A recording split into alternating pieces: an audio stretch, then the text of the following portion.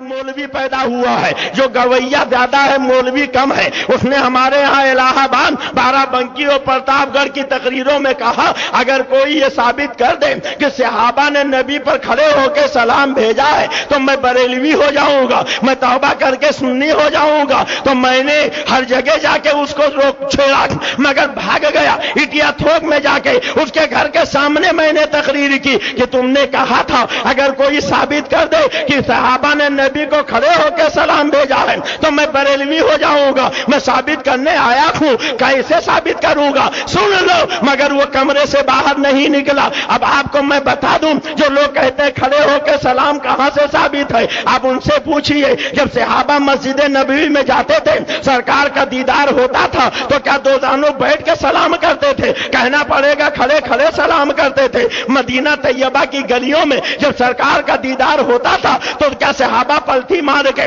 یا دو دانوں بیٹھ کے سلام کرتے تھے؟ کہنا پڑے گا کھڑے کھڑے سلام کرتے تھے. غزوات میں سرکار کو صحابہ جب سلام پیش کرتے تھے تو کیا بیٹھ کے سلام پڑھتے تھے؟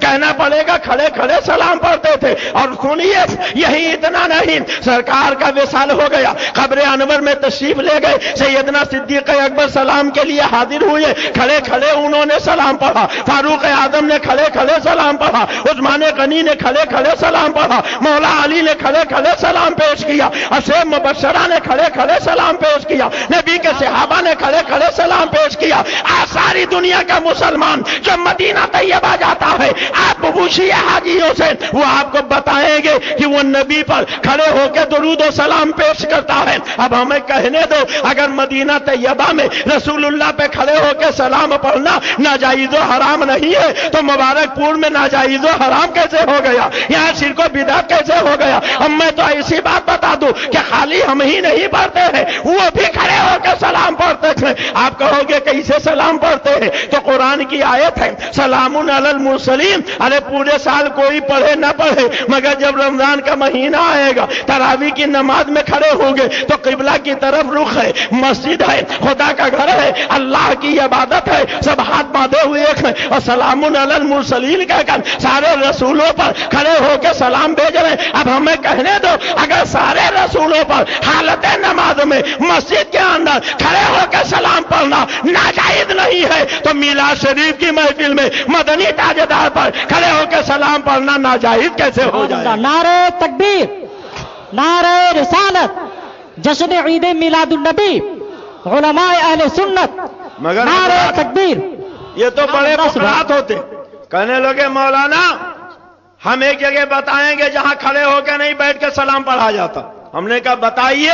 کہا مسجد. ہم نے کہا نماز میں.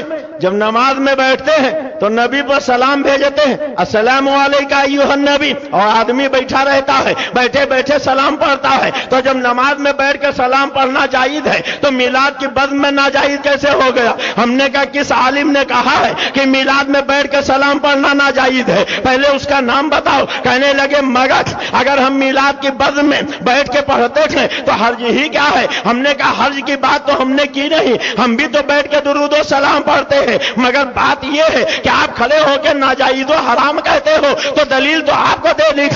کھڑے ہو کے ناجائز کیسے ہے؟ کہنے لگے جو چیز نماز میں جیسے ہو نماز کے باہر بھی ویسے ہونا چاہیے. جب نبی پر درود و سلام نماز میں بیٹھ کر ہے تو نماز کے باہر بھی بیٹھ ہی کے ہونا چاہیے. ہم نے کہا اچھا اگر یہی دلیل ہے کہ نماز میں درود و سلام بیٹھ کر ہے تو نماز کے باہر بھی بیٹھ کے ہونا چاہیے تو قرآن کی تلاوت نماز میں کھڑے ہو کے ہوتی ہے. اب آپ بتاؤ کہ دیوبند میں جب قرآن پڑھا جاتا ہے تو طلبہ بیٹھ کے پڑھتے ہیں کہ کھڑے ہو کے پڑھتے ہیں؟ ندوہ میں بیٹھ کے پڑھتے ہیں کہ کھڑے ہو کے پڑھتے ہیں؟ الجامعۃ الاشرفیہ میں اگر بیٹھ کے قرآن پڑھا جاتا ہے تو احیاء العلوم میں بھی بیٹھ کے پڑھا جاتا ہے, دیوبند میں بھی بیٹھ کے پڑھا کھڑے ہو کے پڑھا بیٹھ کے پڑھا جاتا ہے, ندوہ میں بھی بیٹھ کے پڑھا جاتا ہے. اگر تمہاری دلیل یہ ہے کہ نماز میں جو چیز جیسے ہو نماز کے باہر ویسے ہونا چاہیے تو قرآن نماز میں کھڑے ہو کے پڑھا جاتا ہے. اب سارے مدرسوں میں بورڈ لگا دو کہ جب بچے قرآن پڑھیں یا اساتذہ قرآن پڑھائیں تو سب کھڑے ہو جایا کرے, اس لیے کہ قرآن نماز میں کھڑے ہو کے ہے.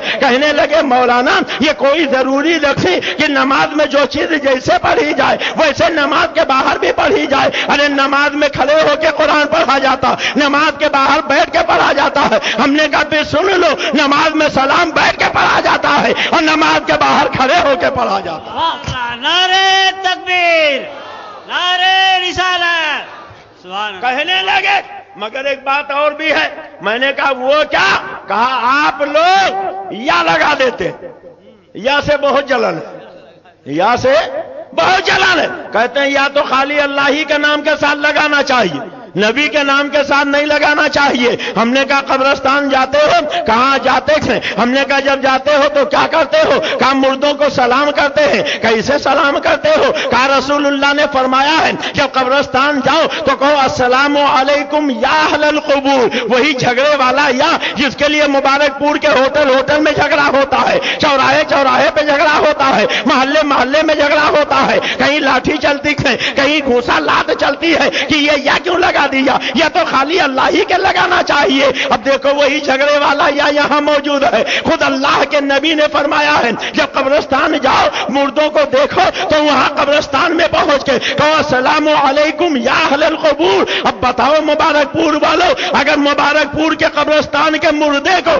یا کہہ کے سلام کرنا جائز ہے تو مدینے کے زندہ رسول کو یا کہہ کے سلام کرنا ناجائز کیسے ہو جائے گا؟ نعرے تکبیر، نعرے رسالت۔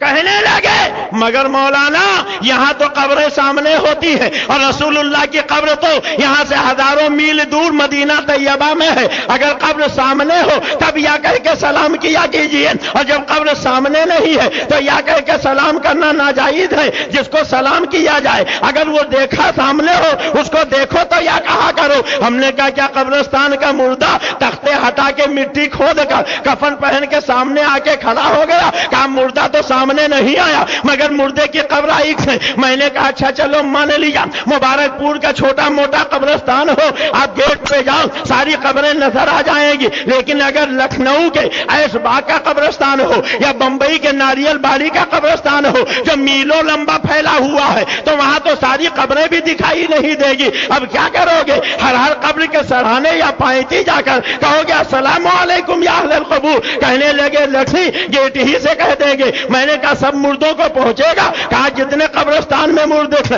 سب کو پہنچ جائے گا۔ ہم نے کہا سب کفن کھود کے کھول کر قبر کی مٹی ہٹا کے سامنے آ جائیں گے؟ کہا نہیں۔ میں نے کہا قبریں سامنے ہوں گی؟ کہا چھوٹا موٹا قبرستان ہوگا قبریں سامنے ہوں گی، بڑا ہوگا قبریں سامنے نہ ہوں گی۔ ہم نے کہا بے وقوف، جب قبرستان کے مردوں کو بغیر دیکھے یا کہہ کے سلام کرنا جائے، قبریں نظر نہ آئے یا کہہ کے سلام کرنا جائے تو مدینے کے زندہ رسول کو یا کہہ کے سلام کرنا ناجائز کیسے ہو جائے گا؟ اچھا ایک بات اور بتائی، جب مبارک پور کے قبرستان میں آپ جاتے اور اپنے قبرستان کے مردوں کو سلام کرتے تو کھڑے کھڑے کی بیٹھ کے، ارے بولیے، کہ لیٹ کے سلام کرتے ہیں؟ کیسے کرتے ہیں؟ ارے بولو کیسے؟ اب وہ تو کہتے ہیں کھڑے ہو کے سلام پڑھنا ناجائز۔ اب ان سے پوچھئے جب کھڑے ہو کے ناجائز ہے تو ہر قبرستان پہ بورڈ لگا دو، کم سے کم اپنے یہاں تو ضرور لگا دو کہ یہاں جو آئے مردے کو سلام کرے وہ دو زانو بیٹھ جائے یا پلٹی مار کے بیٹھ جائے یا لیٹ جائے تب سلام کرے، کھڑے ہو کے نہ کرے گا ورنہ مشرک ہو جائے گا۔ اللہ تبارک تعالیٰ ایسے گندے عقیدوں سے ہمیں دور رہنے کی توفیق عطا فرمائے۔ یہ میلاد النبی کی شب ہے، کہہ دو سبحان اللہ۔ ہمارا ایمان ہے کہ انجمن اہل سنت اشرفی دارالمطالعہ کے اہتمام سے یہ شاندار محفل میلاد سجی ہے، کہہ دو سبحان اللہ۔ ہمارے آقا اگر کرم فرما کے آنا چاہیں تو بولو آ سکتے ہیں؟ ارے بولو، یہ کوئی ضروری نہیں آ ہی جائیں، لیکن سرکار اگر کرم فرما کے آنا چاہیں تو ارے بولو، آپ کا ایمان کیا ہے؟ آ سکتے ہیں؟ ارے بولیے آ سکتے ہیں؟ کتنے لوگوں کا عقیدہ ذرا ہاتھ اٹھا دے۔ سب کا عقیدہ ہے، اٹھائے رہیے گا۔ سنا ہے آپ ہر عاشق کے گھر تشریف لاتے ہیں، یا رسول اللہ اے میرے آقا، سنا ہے آپ ہر عاشق کے گھر تشریف لاتے ہیں، میرے گھر میں بھی ہو جائے اجالا یا رسول اللہ، میرے گھر میں بھی ہو جائے چراغاں یا رسول اللہ، میرے گھر میں بھی ہو جائے چراغاں یا رسول اللہ۔ سنا ہے آپ ہر عاشق کے گھر تشریف لاتے ہیں، میرے گھر میں